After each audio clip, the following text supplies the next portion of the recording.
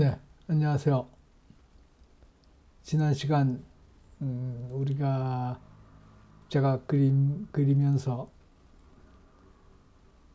우리가 눈으로 보는 모든 형태는 기본적으로 이 도형에서 시작되는 입체 안에 속해 있습니다라고 말씀을 드렸습니다. 그 뭐 굳이 말로 표현할 것도 없고, 그래서 그 입체라는 것이 사실은 예를 들면 지금 제가 그리는 것 원기둥이지요.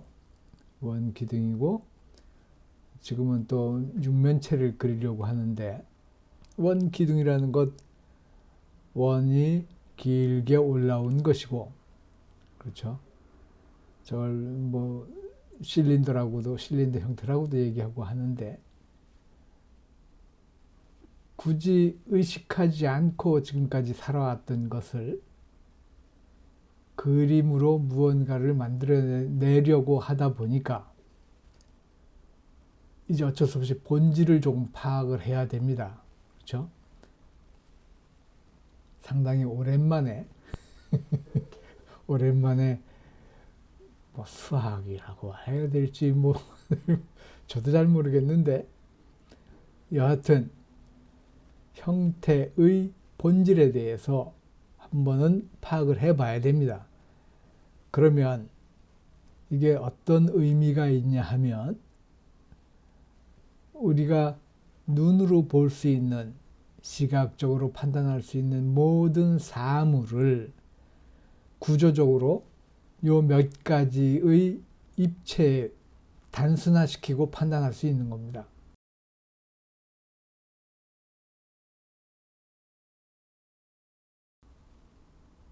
그러면 그림으로 저희가 눈으로 보고 두뇌로 이해하고 손으로 표현되는 이 과정, 일련의 과정이 조금 더 단순해질 수 있어요. 근데 때로는 이 아는 게 병이라고, 이 입체로 파악을 하는 과정에서 우리가 오랜 시간 동안 학습되었던 것들 때문에 단순화시키거나 그림으로 표현하기에는 문제가 생기는 그런 경우도 있긴 합니다. 그거는 그때 가서 판단을 하시고. 그래서 뭐 다 아시는 바지만, 원을 축으로 해서 360도 회전시키면 그것이 구가 되죠. 그렇죠? 육면체는 사각형 6개가 만나서 육면체가 되는 것이고, 이 모든 기본 도형들이 또 거기서 파생되는 입체들이 각각 구조적으로 다른 특성과 특징을 가지고 있습니다. 이래서 이런 것들이 디자인이나 예술이나 건축이나 이런 것에 활용이 되죠.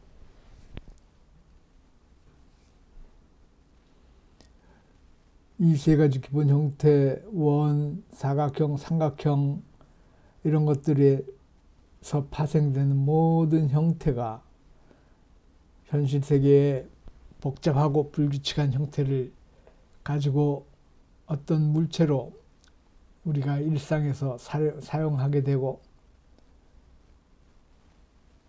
그렇지만 단순화시키고 본질적으로 분해를 해보면 이런 기본적으로 몇몇 가지 형태 안에서 다 이루어지는 것이라는 것, 요게 오늘 말씀드릴 것에 거의 답니다.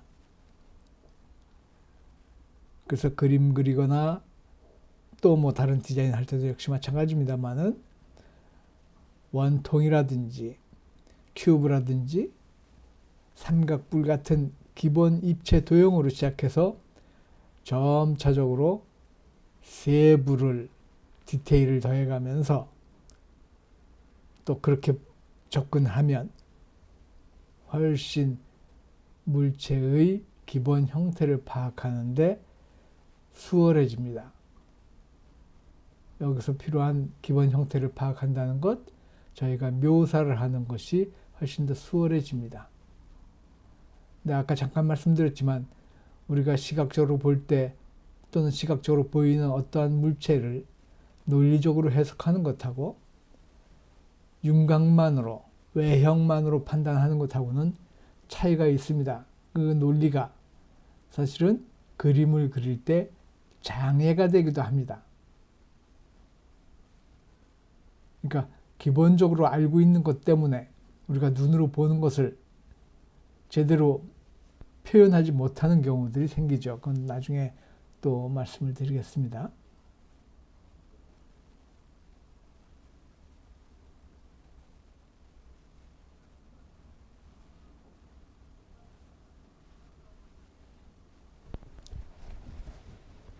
그리고 지금 보시면 제가 굉장히 조심스럽게 선을 긋고 있고 또 한 번에 긋는 것이 아니고 굉장히 여러 번 반복해 가면서 조금씩 쉐입이 도드라지게 만들고 있는데 이것이 그림 그릴 때 기본적으로 선을 사용하는 방법입니다. 지금 저렇게 계속 예를 들면 한 선을 그리기 위해서 아주 많은 횟수의 스트로크가 왔다 갔다 하는데 거기서 정작 이 종이에 표현되는 것은 그다지 많지 않죠. 그러나 그 행위는 뭘 얘기를 하냐 하면 뭐라 그럴까요? 복싱 선수로 따지면 잽을 날린다 그럴까? 또는 진단하기 위해서 청진기를 댄다 그럴까? 하여간 여러 가지 복합적인 의미를 가지고 있어요. 이것도 나중에 이제 어차피 선에 대해서 말씀을 드려야 되는 거기 때문에 선에 대해서 말씀을 드릴 때 이제 한번 디테일하게 말씀을 드리겠습니다.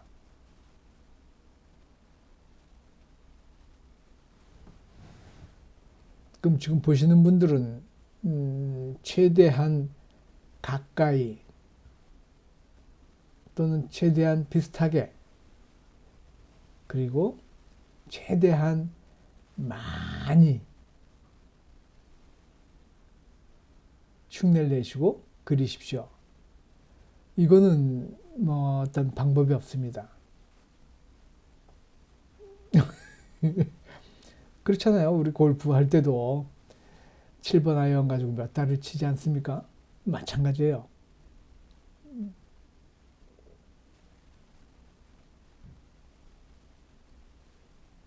그래서 이것은 별도로 제가 말씀을 드리지 않아도 자꾸 연습을 하셔야 됩니다.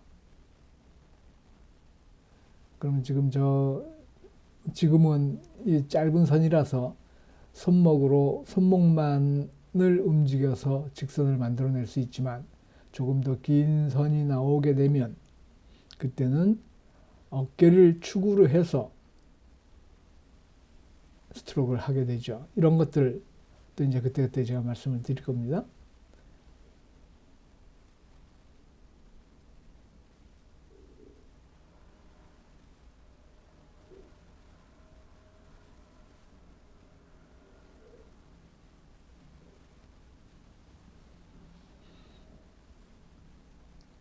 그리고 거의 모든 드로잉 할 때의 거의 모든 선은 직선입니다. 직선을 여러 번 쪼개서 원을 만들고 곡선을 만드는 거예요. 일단 그렇게 이해를 하십시오. 그래서 직선을 잘 그리면, 잘 만들어내면 곡선, 원 제대로 그려낼 수 있습니다.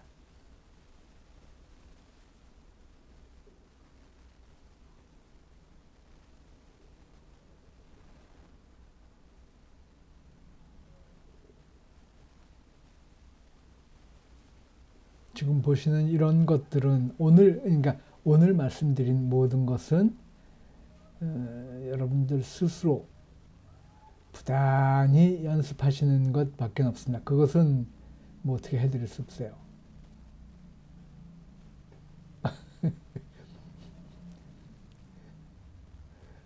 골프 연습장의 프로가 제 아무리 잘 친다고 해도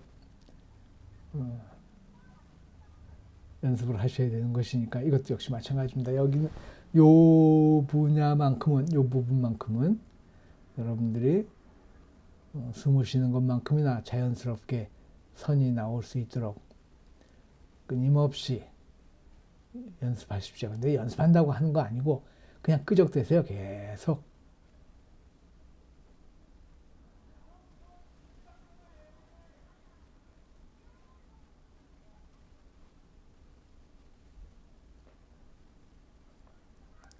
그럼 이제 나중에 뭐 선의 강약이라든지 선의 속도감이라든지 이런 것들 때문에 달라지는 이미지의 변화에 대해서도 이제 느끼실 수 있을 것이고요.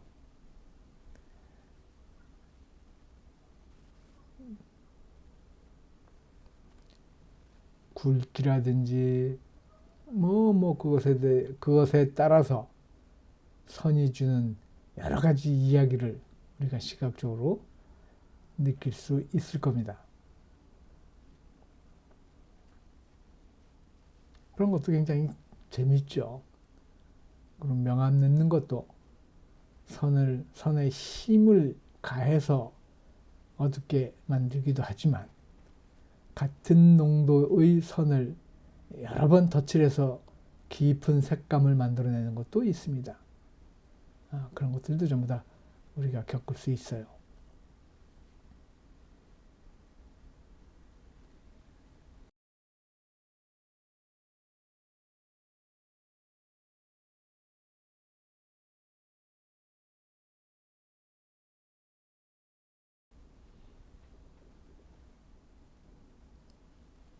어쨌든 오늘은 저 모든 세상의 모든 형태는 지금 보신 요 정도의 입체물 안에서, 물론 이거 말고도 뭐 삼각뿔이라든지 원뿔이라든지 이런 것들은 저희가 지금 보여드리지 않았습니다만, 하여간 이러한 입체물 안에서 형태가 만들어진다는 것 다 아시는 이야기입니다만은, 그리고 입체로 판단을 하고 파악을 하면 물체를 드로잉할 때, 무언가를 드로잉할 때 훨씬 더 효율적이고 효과적으로 형태를 해석할 수가 있습니다. 그런 것 때문에라도 이 기본적인 입체에 대해서 이해를 하셔야 되고요. 그리고 그것들을 구성하고 보여줄 수 있는 이 선, 특히 이제 앞으로 이제 저희한테 필요한 것은 윤곽선인데, 대상을 둘러싼 윤곽선이 형태를 만들어내고, 그 형태를 예를 들면